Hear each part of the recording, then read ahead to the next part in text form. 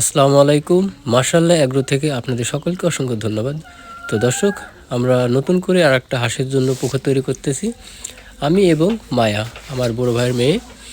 তো টিউবওয়েলের পাশে একটা পুকুর করা লাগলো, কারণ আপনাদের আমি এর আগে একটা পুকুরের ভিডিও দেখাইছি, কিন্তু এখান থেকে পানিটা ওখানে গেলে পানিটা থাকে না, খুব কষ্টসাধ্য হয়ে যাচ্ছে।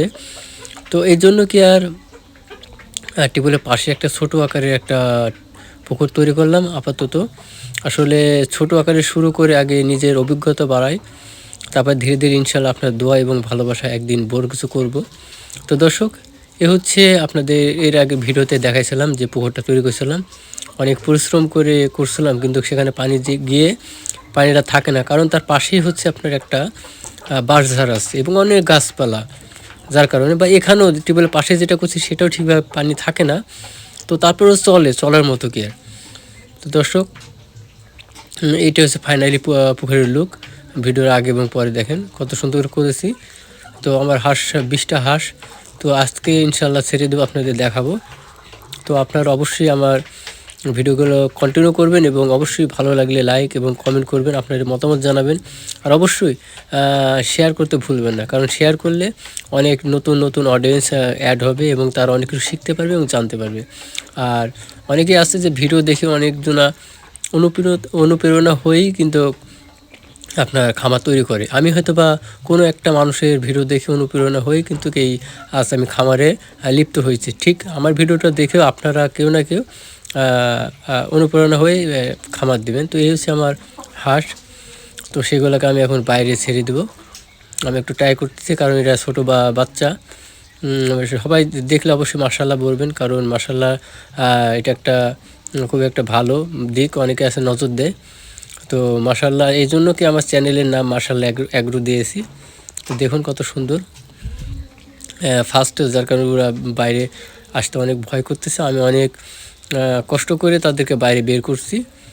ইনশাআল্লাহ 2-3 দিন যদি এভাবে কাজ করি তো তার অভ্যস্ত হয়ে যাবে, তখন আর কিছু করাই লাগবে না, শুধু একটু হালকা করলে তারা চলে যাবে।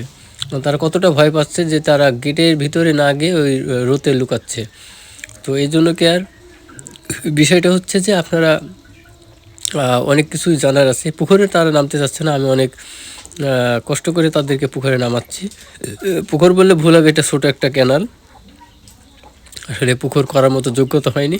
যদি কখনো আল্লাহ পাক চায় এবং আপনারা ভালোবাসা দেন, তো অবশ্যই তখন আমি পুকুরে রূপান্তরিত করব, যদি আপনারা চান এবং আপনারা ভালোবাসা দেন। তো আমি এখন একটু পানি ঘেঁষে দেবো, এই হচ্ছে আমার একটা কাজ। এটা অনেক কষ্টের কাজ, আসলে এখন মোটর দিয়ে এটা পূরণ করা আমার পক্ষে সম্ভব না, কারণ প্রচুর পরিমাণ কারেন্টের বিল আসে, যার কারণে আমি টিউবওয়েল ঘেঁষেই দিই।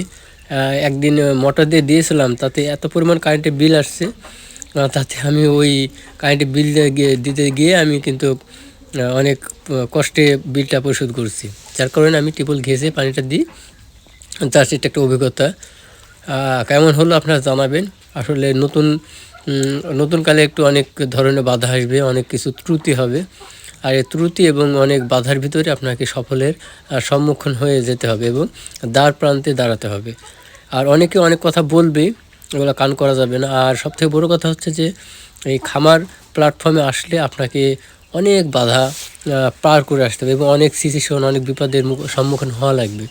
কারণ মানুষ যেমন চলাফেরার মাঝে যেমন অনেক মানুষ আছে, সে ইমানদার হলেও কিন্তু সে মারা যায়, এবং সে যদি গুনাহগার হয় সেও মারা যায়। তো এরকম হাঁস পালন করলে বা হাঁস মুরগি পালন করলে তারা সেখানে আপনি যতই সর্বোচ্চ যদি সেবা দেন এবং পরিচর্যা করেন, তারপরে তারা মরে যাবে। তো বাচ্চাগুলো দেখেন পানি পেয়ে অনেক দিন পরে, প্রায় 1 মাস পরে পানি পেয়ে তারা কতটা মজা পাচ্ছে, তারা পানি পেতে কত সুন্দর খেলা করছে দেখুন। মানে অনেক দিন গোসল করিনি। আর হাঁস মানে হচ্ছে পানির একটা প্রাণী, এবং এই হাঁসগুলা পানি ছাড়া কিছু বোঝে না, কারণ এই হাঁসগুলার জাতি আলাদা। এই হাঁসগুলোর নাম হচ্ছে খাকি ক্যাম্পবেল খুবই পানিপ্রিয়। তো দর্শক, ভিডিওটা কেমন হলো এবং কেমন আপনাদের উপকার দিল অবশ্যই জানাবেন, আপনারা অনেক কিছু শিখলেন কিনা। তো ভিডিওটা কেমন হলো সবাই জানাবেন, আর বেশি বেশি শেয়ার করুন। সবাইকে ধন্যবাদ।